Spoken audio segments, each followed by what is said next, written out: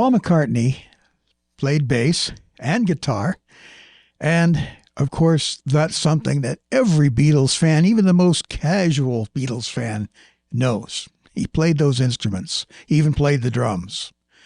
But he was also a very able piano player, and in my opinion, the best piano player in the band. I had mentioned in a previous video that actually all four of the Beatles played the piano to a certain degree. And I believe that McCartney was the most accomplished piano player. He had been exposed to standards and all kinds of different songs, and the piano was part of his upbringing. Now, he wrote some of his most famous songs on the piano. His piano-based songs gave the Beatles this rich, harmonic, and melodic dimension that contrasted beautifully, I believe, with their more guitar-driven songs. So when you listen to the Beatles with any kind of critical ear, you can easily tell, I think, which songs were written on piano and which songs were written primarily on the guitar. So let's take a look at some of the most famous piano-driven songs that Paul McCartney wrote for the Beatles. Now, these songs, of course, are credited to Lennon and McCartney, but those of us who know the Beatles' music, we know that primarily McCartney wrote these very famous songs, and he wrote them on the piano. So let's find out how these songs came about and what makes them stand out musically. I should add, by the way, that this is by no means an exhaustive list. These are just, I believe, the most famous songs that McCartney wrote using the piano. And these are songs, of course, that he wrote specifically for the Beatles. There are, of course, many examples of other McCartney songs written on piano or keyboard during his solo career. But these are the ones he wrote for the Beatles. And probably the most famous is Let It Be, a song from 1969, 1970. McCartney said that the idea for this song came to him in a dream. He was dreaming about his late mother, Mary, during a particularly stressful time in the band. And in this dream, she told him to let it be. And so he ended up writing this famous song using the piano. So obviously the piano has a very prominent role in this song, and it starts out with this very famous progression.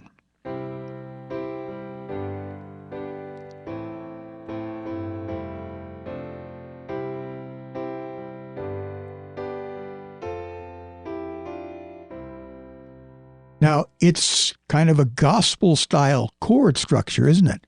In fact, it has that famous 1, 5, 6, 4 progression, which ends up being used in countless pop songs. And I'm not exactly sure that McCartney did it first, but back then, perhaps this progression wasn't as worn out as it is now. But it's a very gospel-style chord structure. It's simple. It's very hymn-like. It gives you a feeling of kind of reassurance. The piano creates a spiritual, meditative atmosphere. Unlike a guitar-led ballad, this one uses sustain and gospel phrasing, and it allows the chords to breathe, if you like. But it does. It has a very hymn-like quality. And of course, the song continues on in that vein. Another very famous Beatles song that McCartney wrote is Hey Jude from 1968. This song was originally written, the original lyric was Hey Jules, and it was written to comfort John Lennon's son Julian during his parents' divorce. And as the story goes, McCartney actually wrote the tune on the drive down to visit Jules. And so he began singing this song to himself, and that's why the melody is so strong, because it stands alone without the piano. But the piano does play a prominent role. And so we start with the chords in key of F.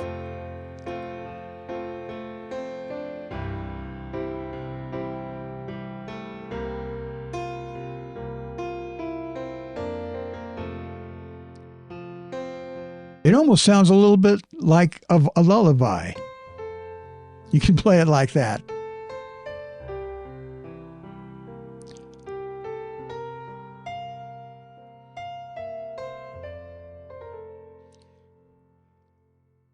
And the interesting thing about this progression, it is very much, it keeps resolving to the tonic so much that by the time he hits this chord, it's like one writer describes it as like the sun coming out. So what makes the song Hey Jude distinct is that it builds slowly from the intimate piano opening to this massive sing-along coda.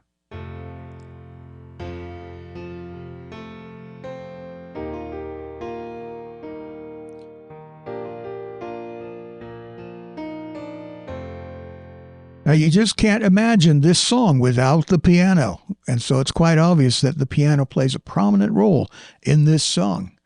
It roots the whole song emotionally before it erupts into this big thing at the end. Another very famous song that McCartney wrote, this was very close to the end of the Beatles' career together, it was The Long and Winding Road. And the stories vary as to how this song originated, but Paul perhaps was inspired by the scenic winding road that led to his farm in Scotland.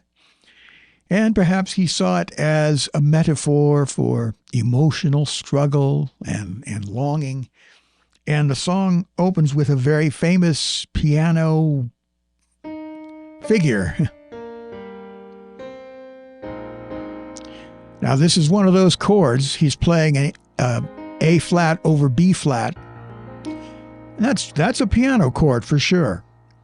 I mean, you can play it on guitar, but it just has a certain power when it's on the piano. Whoops. Can't play and talk at the same time.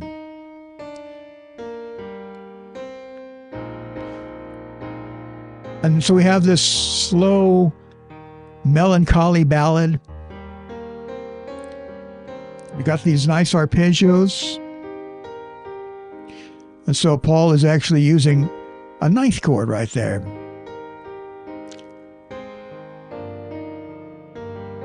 We have chord progressions that are very much based on piano.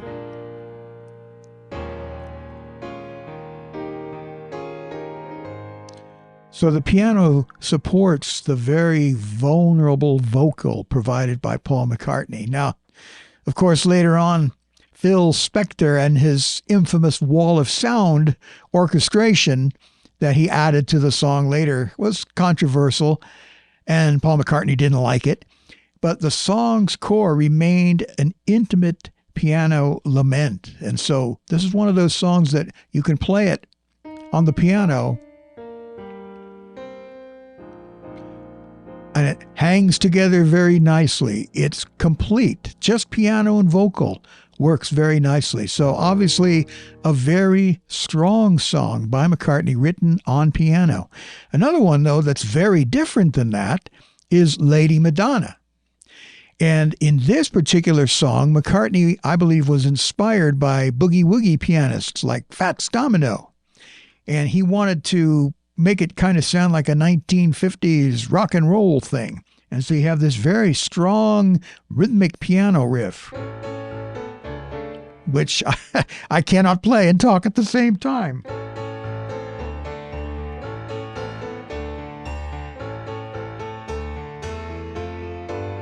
It's obvious that McCartney plays it better than I do. But this rhythmic piano riff with this kind of bass, it drives the whole song. It's energetic, it's syncopated, it's propulsive. And in fact, the piano serves as both rhythm and harmony, which is kind of difficult to do when you're writing a guitar-based rocking song. But so the piano gives it that almost a Norland style.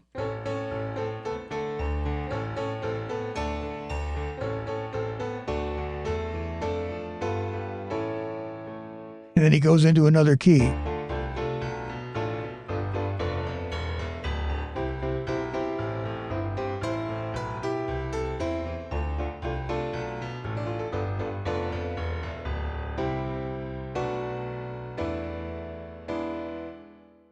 this song sort of has a real bounce and a real swagger with the piano part. So there's another famous McCartney song that obviously was written on piano and very different from something like The Long and Winding Road. Another song, and maybe this one is a little bit more of a deep cut, but it's one of my favorite songs that McCartney obviously wrote on piano, a song called Martha, My Dear. And despite thinking, well, maybe this is a love song to a woman named Martha, most Beatles fans know that Martha, My Dear was actually inspired by Paul's beloved old English sheepdog, Martha. And so McCartney himself admitted, it's a communication of affection for my dog. But McCartney also allowed that the lyrics could be read more broadly as a loving tribute to an actual human being. Maybe a message to somebody that he knew, maybe even his ex-girlfriend.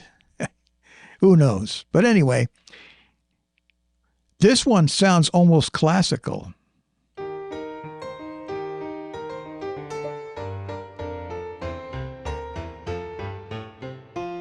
And it's, whoops, I bumped into my microphone there. This was written by McCartney as almost an exercise for himself to stretch himself as a piano player. And so, once again, you have this very syncopated, very classical sounding motif.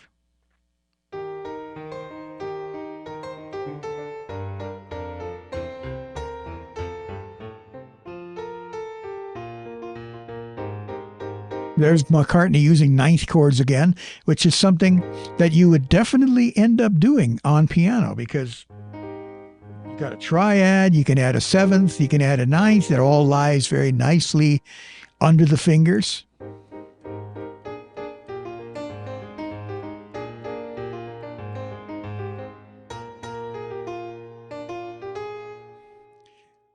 By this time, McCartney's piano playing had become, I believe, increasingly sophisticated. I can't picture Lennon, who also played piano and wasn't a bad piano player.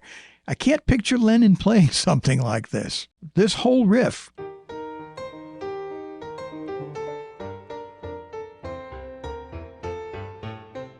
This would be impossible to play on guitar. Maybe a really fancy guitar player could do something close to it, but it's definitely a piano thing because you have this thing in the bass.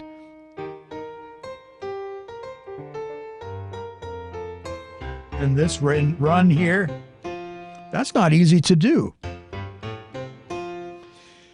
So there is, of course, some guitar on the original recording, as you Beatle purists out there would remind me, but the main riff, well, it belongs on the piano. Once again, I want to emphasize, this is not an exhaustive list. I could go on, talk about even more McCartney songs that were written on the piano. Interestingly, his most famous song of all, Yesterday, you have pictures, of course, or videos of McCartney playing it on guitar, normal, but as according to the story, McCartney dreamt the melody, and when he was asleep, he dreamt this melody, woke up, and he actually went to the piano and worked out the chords to the melody. And then he thought maybe he subconsciously stole it from somebody, and he went around playing it for everybody, saying, "Does this remind you of a song?" Anyway, turns out he was able to claim that melody and the chord progression that went with it that he worked out on the piano as his own. So the songs that McCartney wrote on piano, they tend to be more harmonically rich. You have voice leading, you have suspensions. His guitar-based songs, of course, the guitar-based songs that Lennon and McCartney wrote, they're driven more by rhythmic strumming, or there's a riff-based motif. A lot of the Beatles songs, that's a guitar riff. You wouldn't necessarily write something like that on the piano. The songs that McCartney wrote on piano, they lend themselves to being emotional ballads or very theatrical almost. And the ones on guitar, a lot of times they're written to be upbeat, they're groove-ridden or riff-centered. But the ones that McCartney wrote on the piano, they have a melodic flow that's dictated by the harmony, by the chords that he comes up with on the piano. But songs that are written on the guitar, they encourage patterns, shapes, and rhythmic motifs that are definitely something that you would end up playing on the guitar. Once again, thinking about the piano songs, they're often very reflective, reverent, sometimes very whimsical, and oftentimes orchestral. And then you go back to the guitar songs and they're earthy, they're raw, they're rocking. You know, it always amazes me that the same guy that wrote Martha, My Dear and Let It Be could also write something like Helter Skelter. Now, there's a song that you probably could not play on the piano. I don't think I could do it. The piano did give Paul McCartney an alternate voice, if you like, a very distinctive voice. It revealed his classical leanings and his very highly developed melodic instincts. These, I believe, really flourished at the piano. It let McCartney explore complex chords and unusual modulations. You know, if you go back to a song like Martha, My Dear and listen to it carefully, it modulates into different keys. Sometimes that's a little bit easier to do on the piano.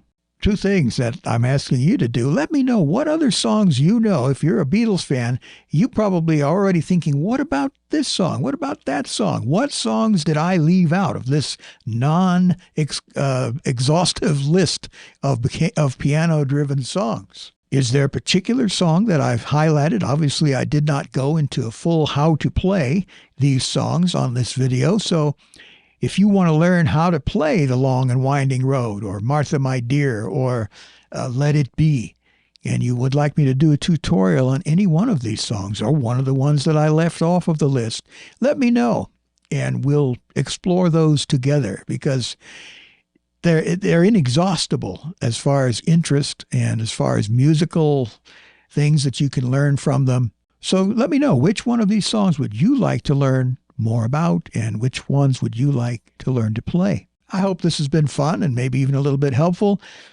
If you have any questions or comments, you can leave those in the comment section. I'll be sure to respond.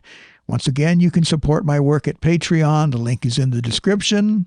You can like the video, subscribe to the channel. It's free to subscribe, and that helps the channel a lot. Thanks for watching, and we're going to come back later and talk about the songs that John Lennon primarily wrote on the piano.